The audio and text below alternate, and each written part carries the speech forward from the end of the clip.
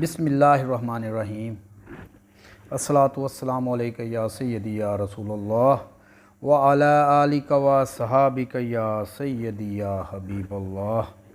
अस्सलामु अलैकुम व रहमतुल्लाहि व बरकातुहू। सज्जनों, हज़रत सुल्तान बाहू रहमतुल्लाह अलैह दी किताब दीवाने बाहू दी गज़ल 26 नाल हाज़रे खिदमत हाँ। देखने कि हज़रत सुल्तान बाहू रहमतुल्लाह अलैह अपने इस गज़ल दे विच की फरमांदे ने। आप रहमतुल्लाह अलैह फरमांदे ने, खुद बीनी विच दावा मारे, मैं हाँ वड्डा सूफी, ना रब ज़ुहद कमाया मिलदा, ना है सतर हरूफी,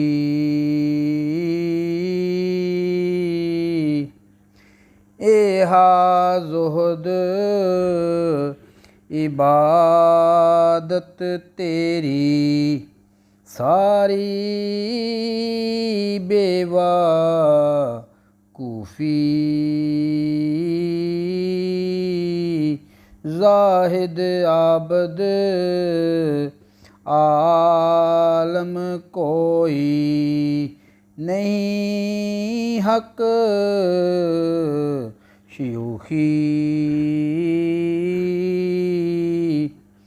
इल्मे उत्ते जे गल मुकदी, शैतान क्यों दुरकारी,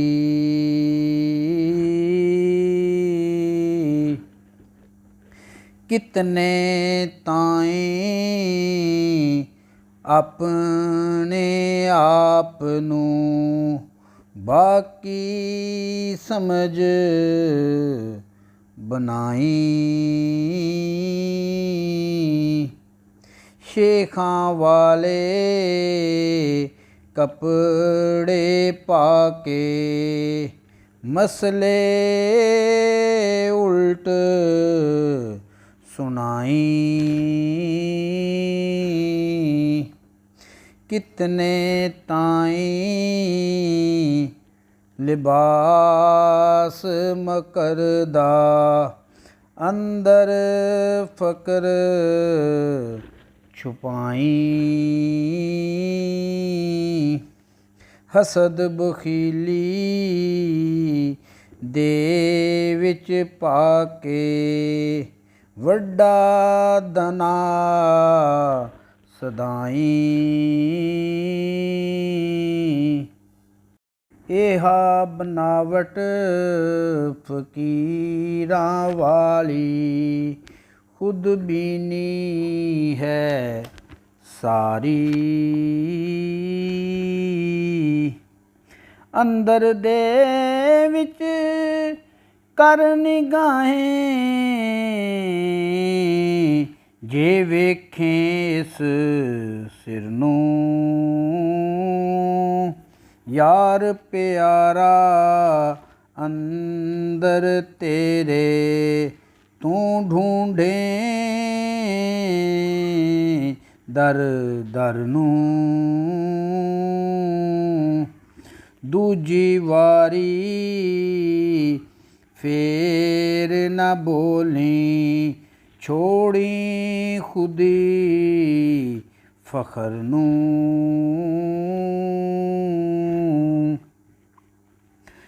जे माही नूं मिलना चाहें, छोड़ फरेब मकर नूं, अंदर विच छुपाया होया, रब दा गंज इसरारी, खुद बीनी दा ना कर दावा, हर दम रहो सलामत, आप वड्याई अपने ताई ऐहा वड्डी शामत खुद बीनी दे दावे कारण शैतान उत्ते लानत ना रब मिलदा ज़ुहद कमाया ना रब विच करामत इल्म तकबर शैतान पढ़िया आए उस पेश ख्वारी मैं क्यों पुकारे हर दम सुन ऐ यार प्यारे अपना आप फना कर हर दम सट कूड़ पसारे अंदर कतरा एक मनी दा लैंदा नित हुलारे जैंदे अंदर खुदी तकबर बेशक फिरन अवारे